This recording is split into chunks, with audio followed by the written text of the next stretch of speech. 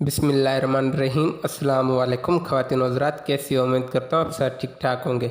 अल्लाह का फजल और करम से आज का वीडियो करते हैं स्टार्ट। आज की वीडियो में हम आपको बताएंगे आलू बुखारा खाने के 9 ऐसे हैरत अंगेज़ फ़वाइद जो आप पहले नहीं जानते होंगे। जानकर आप हैरान रह जाएंगे। चलो तो शुरू करते हैं वीडियो को। 1. आलू बुखारा ग़िज़ायत से भरपूर होता है। 2. आलू बुखारा कोलेस्ट्रॉल को कम करता है। 3. आलू बुखारा ब्लड शुगर की सतह को कम कर सकता है। 4. आलू बुखारा वज़न में कमी लाता है। 5. आलू बुखारा कैंसर से बचाव में मदद करता है।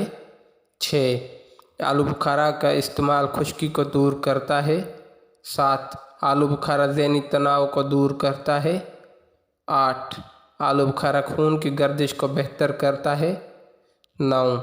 आलू बुखारा हड्डियों को मजबूत करता है।